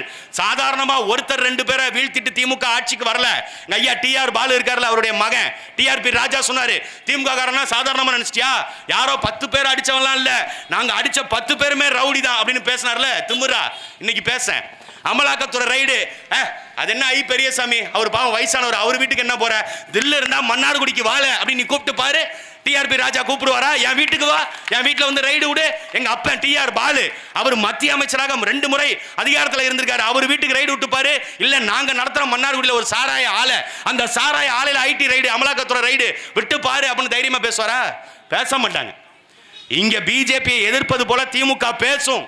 பிஜேபியை எதிர்க்குமா? பிஜேபியை எந்த இடத்துல எதிர்த்திருக்க? ஏதாவது ஒன்று சொல்லுங்க. கல்விக் கொள்கையில் எதிர்த்திருக்கா? 4 ஆண்டுகள் முடிய போகுது. கல்விக் கொள்கைனா இங்க இருக்கிற பாதி மக்களுக்கு என்னன்னே தெரியாது. அரசாங்க பள்ளிக்கூடத்தில் நாம எப்படி கல்வியை கற்றுக் கொடுக்கிறோம் அப்படின்னு ஒரு முறை. இந்த கல்விக் கொள்கையை, மாநில கல்விக் கொள்கையை உருவாக்குங்கன்னு நாம் தமிழர் கட்சி நாங்க ஆரம்பிச்சதுல இருந்து பேசிக்கிட்டு இருக்கோம். இதுக்கு முன்னாடி எல்லா அரசியல் கட்சிகளும் மாநில கல்விக் கொள்கையை உருவாக்கணும், இது எல்லாரும் பேசுறாங்க. ஆட்சிக்கு வந்து 4.5 வருஷம் முடிஞ்சிருச்சு. போன வாரம் போடுறாரு ஐயா ஸ்டாலின், மாநில கல்விக் கொள்கையை நாங்கள் உருவாக்குகிறோம். ஏன் 4 வருஷம் என்ன பண்ணீங்க? கனவுல இருந்தீங்களா? இல்ல வேற்றுக்கிறதுக்கு போயிருந்தீங்களா? இன்னைக்கு வர்றாரு உங்களுடன் ஸ்டாலின், உங்களுடன் முதல்வர். ஏன் இவ்வளவு வருஷமா யாரு கூட இருந்தீங்க? கீர்த்தி சுரேஷ் இல்லை வேற எங்கிட்டும் போயிருந்தீங்களா? அவங்க படங்கள் பார்க்கறதுக்கு, தப்பா எதுவும் நினச்சிக்காதீங்க, படங்கள் பார்க்கறதுக்கு. அண்ணன் உதயநிதி ஸ்டாலின் வந்து திரைத்துறையில் இருக்கிறதுனால எந்த நடிகையுடைய படம் வந்தாலும் போய் உடனே பார்த்துருவாங்க. அப்படித்தான் இப்போ கூலி படம் பார்க்க போயிருக்காரு ஐயா ஸ்டாலின் அவர்கள், ஐயா உதயநிதி ஸ்டாலின் அவர்கள். அப்போ எங்கே போயிருந்தீங்க? உங்களுடன் ஸ்டாலின் திட்டம் 4 ஆண்டுகள் கழித்து, 4 ஆண்டுகள் கழித்து உங்களுடன் ஸ்டாலின் திட்டத்தில் என்னதாங்கயா செய்வீங்க? இந்த மனுக்கள்லாம் கொடுத்தீங்கல்ல, 100 நாள்ல நாங்க முடிச்சு கொடுத்துருவோம்னு மனுக்கள் கொடுத்தாங்கல்ல, அந்த மனுக்கள் மீது நடவடிக்கை எடுக்கலைன்னா அதை 15 நாள்ல முடிச்சு கொடுத்துருவோம். அதுதான் உங்களுடன் ஸ்டாலின். ஓரணியில் தமிழ்நாடு. இவங்க பேர் வைக்கிறதெல்லாம் பார்க்கும் பொழுது உண்மையிலுமே நான் முன்னாடி பாஜகவை பார்த்து தான் வியந்திருக்கேன். அவங்க நைட்டு 8 மணி ஆயிடுச்சுன்னா அவங்களுக்கு மண்டை மூளை வேலை செய்ய ஆரம்பிச்சிடும். பகலில் மாட்டு மூத்திரம் குடிச்சிருப்பாங்களா, நைட்டு 8 மணிக்கு அது ட்ரிகர் ஆக்கி விட்டுரும். அந்த 8 மணிக்கு மேலே அவங்களுக்கு புதிய கண்டுபிடிப்புகள் வரும். என்னது? ஜிஎஸ்டி போட்டோம்னா நாட்டில் இருக்க மொத்த பேருடைய பர்சையும் காலி பண்ணி நம்ம ஆட்டையை போட்டலாம். ஜிஎஸ்டியை போடுறோம்டா, நைட்டு 8 மணிக்கு போடுவோம் அறிவிப்பு, ஜிஎஸ்டி கொண்டு வர்றோம். அதே போல் பணம் மதிப்பிழப்பு 500 1000 செல்லாது இப்படி சொல்லிட்டா கருப்பு பணத்தை மீட்டலான்னு சொல்லி நம்ம சும்மா ஒரு பொருளையை கிளப்பிவிடுவோம். நைட்டில் அறிவிப்போம். நைட்டு 9 மணிக்கு வந்துச்சு அறிவிப்பு. ஞாபகம் நினைக்கிறேன் 2016 நைட்டு 9 மணிக்கு அம்மையார் ஜெயலலிதா அவர்கள் மருத்துவமனையில் இருக்கும் பொழுது, அவங்க உயிரோட இருந்தாங்களா செத்துட்டாங்களான்னு கூட தெரியல, அந்த டைம்ல பண மதிப்பிழப்பு நைட்டு 9 மணிக்கு அறிவிச்சான். கிளீன் இந்தியா திட்டம் நைட்ல அறிவிப்பு. அதே மாதிரி மேக் இன் இந்தியா திட்டம் நைட்ல தான் அறிவிப்பு. அப்படி பேர் வைப்பாங்க, clean India, make in India, Swachh Bharat, மிச்ச பாரத், எச்ச பாரத்னு இவங்க வரிசையா பேர் வைப்பாங்க. அதெல்லாம் பார்த்து பாஜக காரன் தான்டா பேர் வைக்கிறான், பேர் வச்சியே சோறு வச்சியான்னு அவங்கள்ட்ட கேட்போம். ஆனா இப்ப அந்த டெக்னிக் அப்படியே திமுக கையில் எடுத்து, உங்களுடன் முதல்வர், உங்களுடன் ஸ்டாலின், மக்களுடன் முதல்வர், எல்லாத்துக்கும் ஒரே பதில் தான்டா, எல்லாத்துக்கும் ஒரே அர்த்தம் தானே. அப்புறம் என்ன வித்தியாசமா பேரு? அப்படி தினுசா பேர் சொல்லி ஏமாத்துறது. விவசாய நிலங்களற்றவர்களுக்கு 96 தேர்தல் வாக்குறுதியில திமுக கொடுத்தது 96 தேர்தல் வாக்குறுதி. நிலமற்ற ஏழை விவசாயிகள் தமிழ்நாட்டில் இருக்கிறாங்க, அதுல நடுத்தர வர்க்கம் அதிகமாக இருக்கிறாங்க, அவங்களுக்கு 2 ஏக்கரா நிலம் தர்றேன். யாரு? கருணாநிதி சொன்ன அறிவிப்பு 1996. இன்னைக்கு என்ன வருஷம் ஆச்சு? 2025. கிட்டத்தட்ட 30 வருஷம் ஆயிடுச்சு.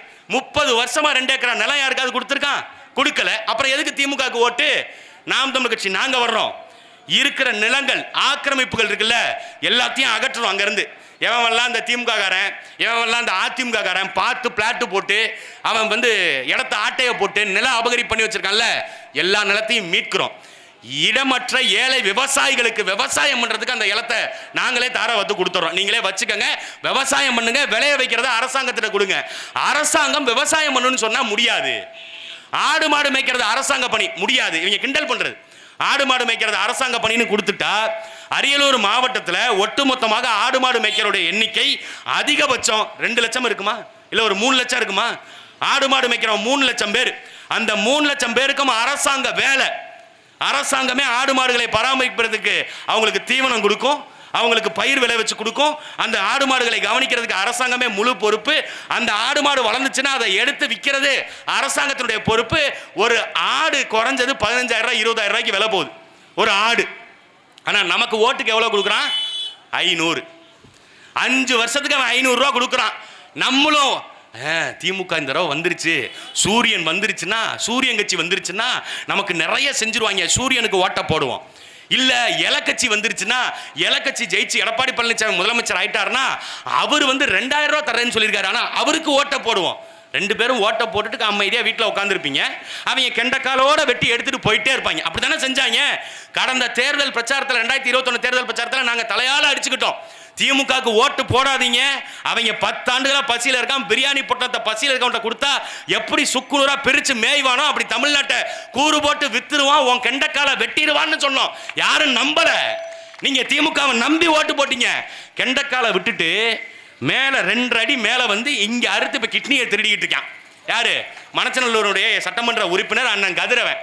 நம்ம அண்ணன் நேருவுக்கு ரொம்ப நெருங்கின சொந்தமா, நேருக்கு நெருங்கின சொந்தம். அதுக்காக அவங்க பேட்டி கொடுக்குறாங்க. திராவிட மாடல் ஆட்சியில எப்படி தெரியும்ல, குடிகாரன் சொல்லக்கூடாது. குடிகாரன் சொன்னா என்ன ஆகும்? நீங்கள் குற்றம் செஞ்சிட்டீங்க. குடிகாரன் சொல்லக்கூடாது. குடிகாரன் சொல்றதுனால அவர் மனசு பாதிக்கப்படுது. செந்தில் பாலாஜி கோச்சுக்குவாருங்க. செந்தில் பாலாஜி யாரு? சாராய கடை அமைச்சர்.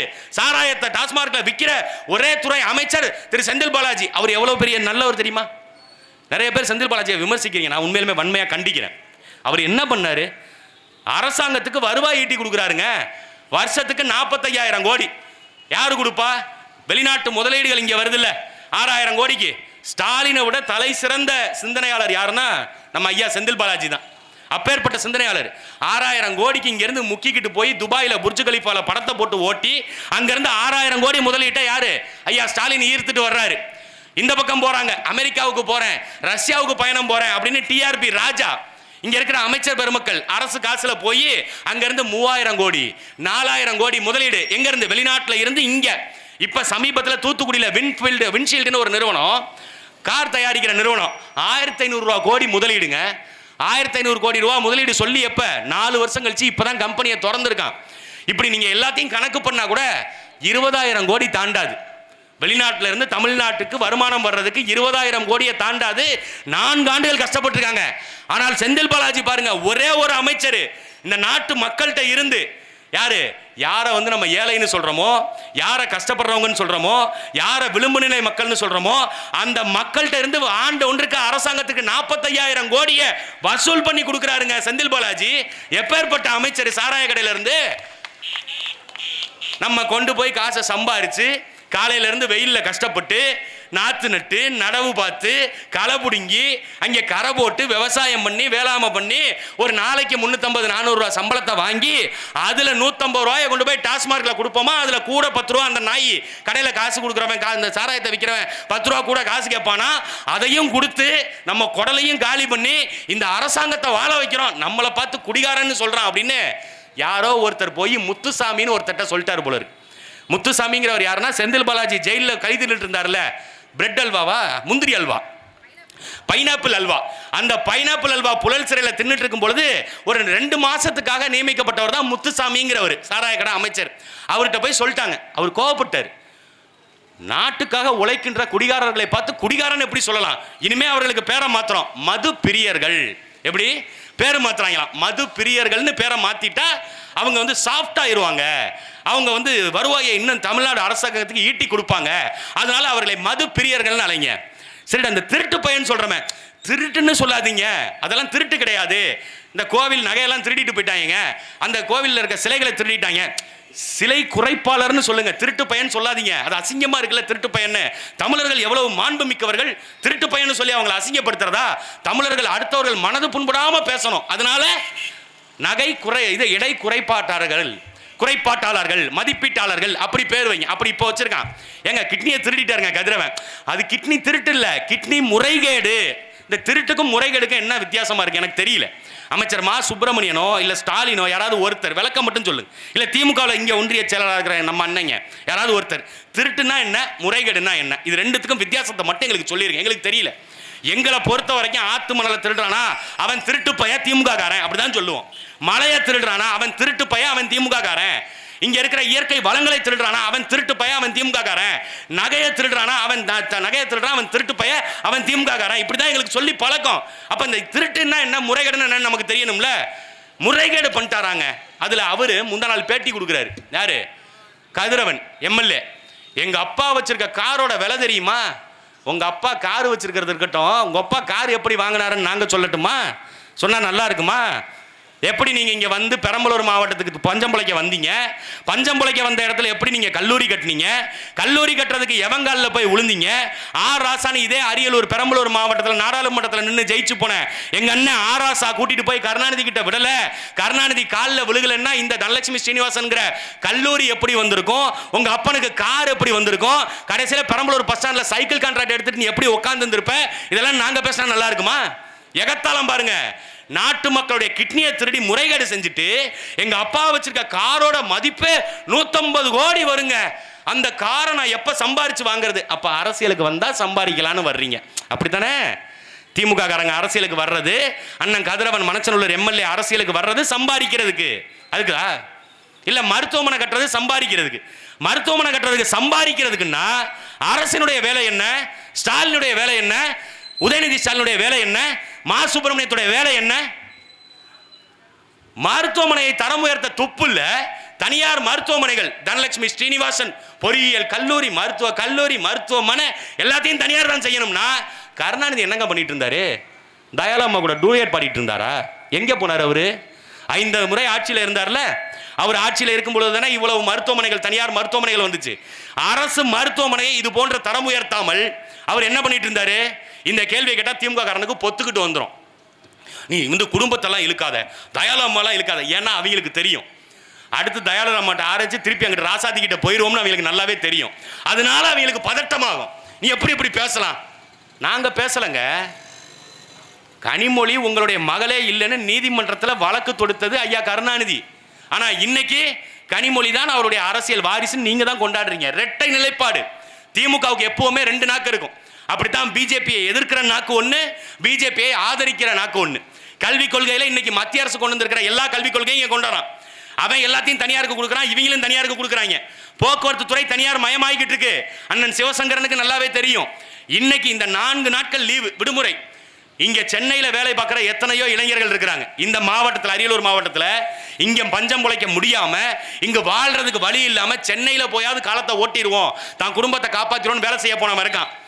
இந்த வீக்கெண்ட் லீவுக்கு அவன் அங்கிருந்து வரும்பொழுது தனியார் பேருந்து 2000 ரூபாய்க்கு மேல பணம் வச்சு சீட்டுக்கு டிக்கெட் காசு வாங்கினது தெரியுமா தெரியாதா? இது சிவசங்கரனுக்கு தெரியலன்னா அவர் எதுக்கு அமைச்சரா இருக்காரு? தெரிஞ்சு அதுக்கு நடவடிக்கை எடுக்கலன்னா என்ன மயிருக்கு நீ அமைச்சர் பதவியில் இருக்க? இந்த 2 கேள்விக்கு திமுக காரங்க பதில் சொல்லுவீங்களா? இப்படி எல்லாமே நம்மள்ட்ட இருந்து களவு போயிட்டு இருக்கு. எல்லா அதிகாரத்தையும் ஒட்டுமொத்தமாக குவியலாக திமுக கையில வச்சுக்கிட்டு பாஜகவை எதிர்க்கிறது இல்ல.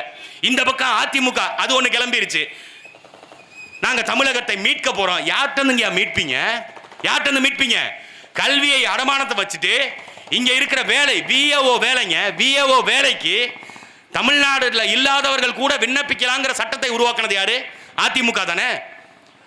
ஓபிஎஸ் அவர் அதிகாரத்தில் இருக்கும்பொழுது இந்த 4 நாள் மிச்சம் இங்க வந்த போனவர், இந்த 4 நாள்ல எல்லா கையெழுத்தையும் போட்டு தள்ளிட்டு போயிட்டாப்ல பன்னீர்செல்வம். பன்னீர்செல்வம் அவருக்கு ஓபிஎஸ்க்கு ஒரு அணி, கூட இருந்து வேடிக்கை பார்த்த இபிஎஸ் அவருக்கு ஒரு அணி. கடந்த 5 ஆண்டுகள்ல இந்த திமுக ஆட்சிக்கு வர்றதுக்கு முன்னாடி அரசு பணியிடங்கள்ல யாரு வேணாலும் வந்து எழுதலாம். தமிழ் தெரியாதவங்க கூட இங்க அரசு பணியிடங்களுக்கு எழுதலாம். குரூப் 1 குரூப் 2 எந்த எக்ஸாம் வேணாலும் எழுதலாம். கையெழுத்த போட்டு கொடுத்தது இவங்க தான். யார்கிட்ட யாரை மீட்கிறீங்க? பாஜக ஒட்டுமொத்தமா தமிழ்நாட்டை அடகு வைத்தது நீங்க தான். கூடங்குளம் யாருடைய ஆட்சியில் நிறுவப்பட்டுச்சு? கூடங்குளம் திறக்கும் பொழுது அம்மையார் ஜெயலலிதா தான் முதலமைச்சர், அதிமுக தான் முதலமைச்சர். அந்த கூடங்குளத்தை நாங்கள் தடுத்து நிறுத்தணும்னு போராடினப்ப எங்களை கைது பண்ணி சிறைப்படுத்தியது இதே அதிமுக தான். இன்னைக்கு கூடங்குளத்தை இழுத்து மூடுங்கிறீங்க. மீனவர்கள் பாதுகாப்பு, ஒக்கி புயல் வந்துச்சு, கஜா புயல் வந்துச்சு, வர்தா புயல் வந்துச்சு, அப்பெல்லாம் அதிமுக தான் ஆட்சியில் இருந்துச்சு. இதே எடப்பாடி பழனிசாமி தான் அதிகாரத்தில் இருந்தாரு. கஜா புயல் அப்ப ஒட்டுமொத்த இந்த கிழக்கு மண்டலம், டெல்டா மண்டலமே பாதிக்கப்பட்டுச்சு. ஐயா முதலமைச்சர்கிட்ட போய் நிவாரணம் கேட்கிறாங்க. அவர் ஹெலிகாப்டர்ல போறாரு. ஏன்னா ஜெயலலிதா ஹெலிகாப்டர்ல போனாங்களாம், இவரும் ஹெலிகாப்டர்ல போனா. எம்ஜிஆர் ஆடி பாடி வளர்த்த கட்சி இன்னைக்கு அந்த சொப்பன சுந்தரியை யாரு வச்சிருக்காங்கிற மாதிரி எடப்பாடி பழனிசாமி வச்சிருக்காரா, ஓபிஎஸ் வச்சிருக்காரா, டிடிவி தினகரன் வச்சிருக்காரா, யாரு வச்சிருக்காருன்னே தெரியல. அதிமுகவை இழுத்த பக்கம் எல்லாம் ஓடிட்டு இருக்காங்க. அவரு ஹெலிகாப்டர்ல போய் நான் பார்க்க போறேன், அவரும் ஓபிஎஸ் 2 பேரும் பேசிக்கிட்டாங்களாம். நமக்கு வந்த ரகசிய தகவல் மேல இருந்து பார்த்துருக்காங்க. கஜா புயல் வந்தப்ப என்ன எல்லாம் ஒரே பச்சையா தான் இருக்கு, ஏதோ வெள்ளம் வந்துருச்சு புயல் அடிச்சிருச்சுன்னாங்க. மேல இருந்து பார்த்தா எல்லாமே பச்சையா தானே இருக்கு. அதுக்கு நம்ம பயில போட்டேன் மயிராண்டி, மேல இருந்து பார்த்தா எல்லாம் பச்சையா தான் தெரியும், கீழே இறங்கி ரோட்ல வந்து பாரு எல்லா மரமும் சாஞ்சு கிடக்கு அப்படின்னு நம்மளுங்க ட்வீட் போட்டிருந்தாங்க. அது போலதான் கேடுகட்ட ஆட்சியை அதிமுகவும் கொடுத்திருக்கு. அதிமுக 25 ஆண்டுகள், திமுக 25 ஆண்டுகள், 50 ஆண்டு காலத்தில் 2 பேரும் மாறி மாறி ஆட்சி செய்து என்ன மாற்றத்தை கொடுத்துட்டாங்க? விவசாயிகளோட வாழ்க்கை தரம் மேம்பட்டிருக்கா? அரசு பள்ளிக்கூடங்களுடைய நிலை உயர்ந்திருக்கா? அரசு பள்ளியில படித்த மாணவர்களுக்கு முன்னுரிமை கொடுக்கப்பட்டிருக்கா? இப்பதான் எப்ப 50 வருஷம் கழிச்சு எடப்பாடி பழனிசாமி ஒரு அறிவிப்பை போடுறாரு. 5 வருஷம் முடிகிறப்ப 7.5 விழுக்காடு உள்ளிட ஒதுக்கீடு அரசு பள்ளியில படிச்சவங்களுக்கு முன்னுரிமை. எப்ப? 45 வருஷம் கழிச்சு. திமுக அதிமுக ஆட்சிக்கு வந்து 45 வருஷம் கழிச்சு தான் அரசு பள்ளியில படிச்சவனுக்கு முன்னுரிமை கொடுக்கணும். தனியார் பள்ளிகள் இங்க ஏன் வந்துச்சு? யாருக்கும் தெரியாது. தனியார் பள்ளிகளை ஏன் திறந்து விட்ட? தெரியாது. தரை சிறந்த கல்வியை தனியார் தான் கொடுக்க முடியும். அப்ப அரசு ஆசிரியர்களை போட்டு பணி நிரந்தரம் பண்ணி வேலை கொடுத்திருக்கியா? கொடுக்கல. தேர்தல் அறிக்கையில் 535 வாக்குறுதிகள் கொடுத்தீங்கல்ல, அந்த 535 வாக்குறுதிகள்ல ஆசிரியர்களுக்கு நிரந்தர பணி, 10 ஆண்டுகளுக்கு மேல இருக்க ஆசிரியர்களுக்கு நிரந்தர பணி கொடுப்போம். திமுக கொடுத்த தேர்தல் அறிக்கை. ஆசிரியர்கள் போராடுறான், கொடுத்திருக்கியா வேலை? கொடுக்கல. செவிலியர்கள் போராடுறான், வேலை கொடுத்திருக்கியா? கொடுக்கல. மருத்துவர்கள் போராடுறான், அவங்களுக்கு வேலை கொடுத்திருக்கியா? அவங்களுக்கும் கொடுக்கல. அப்புறம் யாருக்கு தாண்டா வேலை கொடுக்குறீங்க? வட மாநிலத்தவருக்கு. ஒரு வாரத்துக்கு முன்னாடி திண்டுக்கல் மாவட்டம் ஒட்டஞ்சத்திரத்துக்கு பக்கத்துல சரவணன் ஒரு பையன் 23 வயசு இளைஞன் அடித்து கொல்லப்பட்டிருக்கான். யாரால தெரியுமில? வட மாநிலத்தவரால. செங்கல் சூளையில வேலை பார்க்க வந்தவன் வடமாநில தொழிலாளர்கள். அதுல இங்க இருக்கிற கம்யூனிஸ்ட் ஒரு டீம் இருக்கும் தெரியுமில, 6 கோடி கொடுத்தா போதும், ஒரே ஒரு சீட்டு, நாடாளுமன்ற சீட்டு. காலையில ஒரு டீ, ஒரே ஒரு வடை, உளுந்த வடை இல்ல பருப்பு வடை, ஒரு வடையை வாங்கி மட்டும் கொடுத்துட்டு கொடியை பிடிச்சி என் கூட நில்றான்னா சாயங்காலம் வரைக்கும் ஒத்த காலில் இப்படியே நிற்பாங்க. சிவப்பு கொடியை தூக்கிட்டு. யாரு? இந்த கம்யூனிஸ்ட்னு ஒரு குரூப் இருக்குது. அந்த குரூப்பு வடமாநில தொழிலாளர்கள். அவங்க வந்து கூலி வேலை செய்ய வர்றாங்க, அவங்களே நீங்க எதிர்க்கிறீங்க. கூலி வேலை செய்ய வந்தவன் எதுக்குடா தமிழர் அடிச்சு கொலை பண்றான்? இப்ப அந்த சரவணன்கிற பையனை வேறு ஒரு சமூகத்து இளைஞன் தமிழன் ஒருத்தன் கொலை பண்ணியிருந்தான் வையி, இந்நேரம் தமிழ்நாடு அமைதியா இருந்திருக்குமா? என் சாதிக்காரனை அடித்து விட்டார்கள், என் சாதிக்காரனை கொன்று விட்டார்கள், இதுக்கு நீதி கிடைக்காமல் விடமாட்டேன் அப்படின்னு எல்லாரும் கிளம்பி இருப்பான். சாதி சங்கங்கள் எல்லாம் கிளம்பி இருக்கும். ஆனா அடிபட்டு செத்து போனவன் தமிழன், அடிச்சவன் வடமாநிலத்தவன். அந்த இடத்துல உங்க சாதி பாசம் வராது, உங்க இனப்பாசம் வராது, உங்க மொழி பாசம் வராது. எல்லாம் அப்படியே கமுக்கமா மூடிக்கும். வடமாநில தொழிலாளர் எதிர்த்து பேசுறான், வடமாநிலத்தவர் எதிர்க்கிறான். வடமாநிலத்தவர் தமிழ்நாட்டுக்கு எதுக்கு வரணும்? நீங்க மனசாட்சிப்படி சொல்றீங்க. இங்க இருக்கிற இளைஞர்களுக்கு வேலை வாய்ப்பு இல்லை. இங்க வேலை கிடைக்காம எல்லாரும் சென்னை, பெங்களூரு, ஹைதராபாத் போன்ற நகரங்களுக்கு வேலைக்கு நகர்ந்து போக வேண்டிய சூழ்நிலை இருக்கு. இதை விட்டா சிங்கப்பூர், மலேசியா, துபாய், கத்தார், அங்க போய் ஒட்டகம் மேய்க்கிற வேலை, மாடு மேய்க்கிற வேலை, எந்த வேலையா இருந்தாலும் பரவாயில்ல, வெளிநாட்டு உத்தியோகம்னு வெளிநாட்டுக்கு போறான். ஏன் இந்த நாட்டு இளைஞனுக்கு இங்க வேலை கிடைக்கல? எல்லாத்தையும் வடமாநிலத்தை எடுத்துட்டு போய்கிட்டு இருக்கான். ஒரு நாளைக்கு நீங்க குறைஞ்சபட்ச சம்பளம் தமிழ்நாட்டில் 1.5 கோடி பேர் இருக்கான், வடமாநிலத்தவன் 1.5 கோடி பேர். ஒரு நாளைக்கு ஒருத்தனுக்கு 100 ரூபா சம்பளம்னு வைங்க, வாங்குறான் 200 ரூபா 300 ரூபா வாங்குறான், 100 ரூபா சம்பளம் வாங்குறான். ஒரு நாளைக்கு எவ்வளவு போகுது? 1500 கோடி, 15 கோடி, 150 கோடி அப்படின்னு கணக்கு போட்டு ஒரு நாளைக்கு ஒவ்வொரு மாவட்டம், ஒவ்வொரு மண்டலத்திலையும் கணக்கு பண்ணா தமிழ்நாடு முழுக்க 1800 கோடி ரூபாயை வருவாயாக வடமாநிலத்தான் ஒரு நாள் சம்பளம் பெறான். ஒரு மாசத்துக்கு எவ்வளவு ஆச்சு? ஒரு ஆண்டுக்கு எவ்வளவு ஆச்சு? 5 ஆண்டுகள் ஒட்டு மொத்தமா அவன் இங்க வந்து வீடு கட்டிடுறாங்க. நம்ம ஆளுங்க காலம் முழுக்க கஷ்டப்படுறான். ஆடு மாடு வளர்க்குறான், பாலை கொண்டு போய் சொசைட்டியில் ஊத்துறான், விவசாயம் பார்க்குறான், கூலி வேலைக்கு போகிறான், விவசாய வேலைக்கு போகிறான், அது இல்லாமல் கவர்மெண்ட் வேலைக்கு போகிறவங்க போகிறாங்க, அங்கங்கன்னு எல்லா இடத்துக்கும் ஓடுறான், காலம் முழுக்க உழைக்கிறான். ஒரு வீடு நம்மளால் கட்ட முடியாது. தமிழ்நாட்டில் நம்ம வீடு கட்ட முடியாது, இடம் வாங்க முடியாது. ஆனால் வடமாநிலத்தவன் இங்கே வந்து 4 ஆண்டுகளில் வீட்டை வாங்கிடுறான், வீட்டை கட்டி முடிச்சிடறான், அதுவும் பெரிய பங்களாவாக கட்டுறான். நான் போய் சொன்னால் கோயம்புத்தூர் போங்க, கோயம்புத்தூரில் போய், திருப்பூரில் போய், ஈரோட்டில் போய் நீங்கள் இறங்குங்க, ரயில்வே ஸ்டேஷனில் இறங்கி வெளியில் போங்க. நீங்கள் தமிழ்நாட்டுக்குள்ளே இருக்கீங்களா, உத்தரப்பிரதேசத்துக்குள்ளே இருக்கீங்களாங்கிற சிந்தனை உங்களுக்கே வரும். அப்படித்தான் இன்னைக்கு தமிழ்நாட்டுடைய நிலைமை இருக்கு. இந்த நிலைமையை மாற்றுவதற்கு நாங்கள் போராடுறோம். வடமாநிலத்தவனுக்கு எல்லா உரிமையும் போகுது. இப்போ வாக்குரிமை பிஜேபி கொந்தளிக்குது, காங்கிரஸ் கொந்தளிக்குது, பிஜேபியில் இருக்க அமைச்சர் பெருமக்களே பேசுறாங்க. எது? தேர்தல் ஆணையத்தை பிஜேபி கைக்குள்ள வச்சுக்கிச்சுங்க. தேர்தல் ஆணையத்தை பிஜேபி கைக்குள்ள வச்சுக்கிச்சு. எதிர்க்க வேண்டிய காங்கிரஸ் இவ்வளவு நாள் வாயில் என்ன வச்சிருந்துச்சு? குல்பேச்சு வச்சிருந்துச்சா?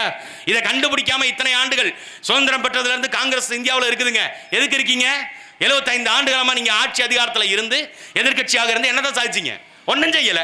இன்னைக்கு ராகுல் காந்தி சொல்லிட்டாரா, தமிழ்நாடு கொந்தளிக்குது, இந்தியா கொந்தளிக்குது. நாம என்ன கேட்கிறோம்? 1.5 கோடி வடமாநிலத்தவன் தமிழ்நாட்டுக்கு வர்றான். யாருக்கு ஓட்டு போடுவான்? திமுக ஓட்டு போடுவானா? அதிமுக ஓட்டு போடுவானா? இல்ல சொல்லுகின்ற பாட்டாளி மக்கள் கட்சிக்கு ஓட்டு போடுவானா? மதிமுகவுக்கு ஓட்டு போடுவானா? தேமுதிகவுக்கு ஓட்டு போடுவானா? யாருக்கும் போட மாட்டான். காங்கிரஸுக்கு காங்கிரஸ்காரனே போட மாட்டான். அதனால நான் அதை சொல்லலை. என்னடா காங்கிரஸ் சொல்ல நினைக்காதீங்க. காங்கிரஸுக்கு காங்கிரஸ்காரனே ஓட்டு போட மாட்டான். அதெல்லாம் மறந்துட்டாங்க. காங்கிரஸ்ங்கிற கட்சியெல்லாம் மறந்து ரொம்ப வருஷம் ஆச்சு. கம்யூனிஸ்டுகளுக்கு இங்கே இல்லை. நாகப்பட்டினம் இந்த பக்கம் மட்டும், அது இந்த கீழ்வெண்மணி படுகொலையை வச்சுக்கிட்டு அவங்க இன்னும் ஓட்டிக்கிட்டே திரியிறாங்க. கம்யூனிஸ்ட்ன்ற ஒரு இயக்கம் இருக்குது, இங்கே கம்யூனிஸ்ட் சித்தாந்தம் இருக்குது, இங்கே சக தொழிலாளர்களை சக தொழிலாளியாக பார்க்கணும், முதலாளித்துவத்தை எதிர்க்கிறோம், இங்கே உழைப்பாளி வர்க்கத்தை நாங்கள் மேம்படுத்துகிறோம். அதெல்லாம் சும்மா வெற்று வார்த்தைகளில் தான் இருக்குது. உண்மையான கம்யூனிஸ்ட் எங்கே தெரியுமா இருக்கான்? நாம் தமிழர் கட்சியில் தான் இருக்கிறான். எல்லா கம்யூனிஸ்டும் இங்கே தான் இருக்கான். நாங்கள் தான் முதலாளித்துவத்தை எதிர்க்கிறோம், முதலாளிகள் வேண்டாங்கிறோம். திமுக முதலாளி ராம்கி நிறுவனத்தை துப்புரவு பணியாளருக்கு கொண்டு வந்து வைக்குது. எப்படிப்பட்ட ஆட்சிக்கு இவங்க முட்டு கொடுக்குறாங்க பாருங்க. அப்போ வடமாநிலத்தவன் இங்கே வந்து யாருக்கு ஓட்டு போடுவான்? பிஜேபிக்கு ஓட்டு போடுவான். ஏற்கனவே ஒன்றுமே இல்லாத இந்த ராசான்னு ஒருத்தர் இருந்தார்ல, ராசா இப்போ படம் நடிக்க போயிருக்காரு, சூப்பர் ஸ்டார் ஆக போகிறாராம். அவருடைய அடுத்த நோக்கம் அதுதான். ஹெச் ராஜான்னு ஒருத்தர் பிஜேபியில் இருந்தார், அவர் இப்போ படம் நடிக்க போயிட்டார். ஏன்னா அங்கே இருக்கிற சூப்பர் ஸ்டார் ஒருத்தர் இங்கே படம் இது அரசியலுக்கு வந்துட்டார்ல நடிக்கிறதுக்கு. பேர்லாம் சொல்ல மாட்டேன், கடைசி வரைக்கும் என் வாயெல்லாம் அந்த பேரை சொல்லவே மாட்டேன். ஏன்னா பச்சை குழந்தை, அது சின்ன திருண்டு புள்ள, அது பாவம் பிறந்து இப்போ தான் 1 வருஷம் ஆகுது. அதை போய் நம்ம ஏன் பேசிக்கிட்டு? இந்த குழந்தை இருக்குல்ல, அந்த குழந்தை இங்கே வந்ததுனால இவர் அங்கே போயிட்டார். அந்த ஹெச் ராஜாவை சட்டமன்றத்துக்குள்ள முதல்ல கூட்டிட்டு போனது யாரு? இங்க பிஜேபி எதிர்ப்பு பேசுகின்ற திமுக 96 கூட்டணி வைத்து ஒண்ணுமே இல்லாத பிஜேபியை ஒன்னாக்கி ஹெச் ராஜாவை சட்டமன்றத்துக்குள்ள கூட்டு போனாங்க. ஹெச் ராஜா யார் தெரியுமில? சாரணர் தேர்தலில் வெறும் 500 ஓட்டு வாங்கி ஜெயிக்க முடியாத ஒரு நபர். அந்த நபரை சட்டமன்றத்தில் ஜெயிக்க வச்சது திமுக. அந்த திமுக பாஜகவை எதிர்க்குமா? பாஜகவினுடைய திட்டங்களை எதிர்த்தது திமுகன்னு யாராவது ஒருத்தர் நிரூபித்து விட்டால் நாம் தமிழர் கட்சி மேடையில் நான் பேசுறதை நிறுத்திடுறேன். யாராவது ஒருத்தர் நிரூபிக்க முடியுமா?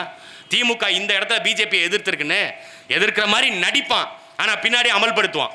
இல்லம் தேடி கல்வி திட்டம், மருத்துவர்கள் செவிலியர்கள் தனியார்மயமாக்குதல், போக்குவரத்து தனியார்மயமாக்குதல், காடுகளை தனியார்மயமாக்குதல், எல்லாத்தையும் செய்வான். தூய்மை பணியாளர் தனியார்மயமாக்குதல், இது பிஜேபி கொண்டு வந்த திட்டம் தான். எல்லாத்தையும் அவன் சொல்றான், இவன் செய்யறான்.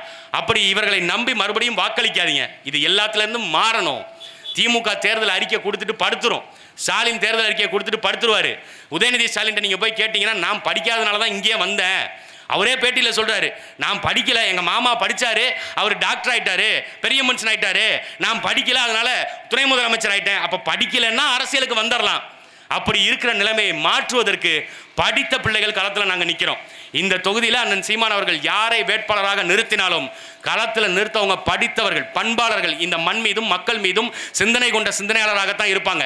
இந்த மண்ணுக்கும் மக்களுக்கும் ஏதேனும் நன்மை பயக்கணும், எதையாவது ஒரு நன்மையை செய்துவிட முடியாதான்னு 15 ஆண்டுகளமாக நாங்கள் காத்திருக்கிறோம். எங்களுடைய காத்திருப்புக்கு உண்மையான அங்கீகாரத்தை கொடுக்க வேண்டியது இங்கே இருக்கிற மக்கள் தான். வருகின்ற தேர்தலில் இந்த சின்னத்திற்கு, விவசாய சின்னத்திற்கு உங்கள் வாக்குகளை செலுத்துங்கள். கட்டாயம் சட்டமன்றத்துக்குள்ள அரியலூர் சட்டமன்ற தொகுதியில் இருந்து போன நபர் அரியலூர் மக்களை மீட்டெடுப்பதற்காக நாம் தமிழ் கட்சியிலிருந்து போற வேட்பாளர் கட்டாயம் மீட்டெடுக்கிறதுக்கு பேசுவாங்க. அங்க போய் இவங்களோட சேர்ந்து இந்த திமுக கூட்டணியில் மதிமுக ஓட்டு போட்டிருக்கீங்கல்ல, அவர் சட்டமன்றத்துக்குள்ள என்னைக்காவது வீடியோ காட்சியிலையாவது யாராவது பார்த்துருந்தீங்கன்னா தயவுசெய்து அந்த காணொலியை எங்கள் பொறுப்பாளர்கள் அனுப்புங்க, நான் பார்த்து தெரிஞ்சுக்கிறேன். எனக்கு அவர் முகம் கூட ஞாபகம் இல்லை. மதிமுகவில் இருக்க சட்டமன்ற உறுப்பினர் இந்த மக்களுடைய கோரிக்கை குறித்து அவர் பேசியிருக்காரா அப்படின்றத நீங்க சிந்திச்சு பாருங்க. அடுத்து வர தேர்தலில் நாம் தமிழர் கட்சிக்கு வாக்களித்து வெற்றி பெற செய்யுங்கள். உங்களுக்கான ஆட்சியாக நாம் தமிழருடைய ஆட்சி இங்கு இருக்கும். இங்கு மண்வளம், மலைவளம், கனிம வளம், காட்டு வளம் எல்லாத்தையும் பாதுகாப்பதற்கு ஒரே கட்சி நாம் தமிழர் கட்சி. விவசாய சின்னத்திற்கு வாக்களித்து வெற்றி பெற செய்யுங்கள். நன்றி, வணக்கம். நாம் தமிழர்.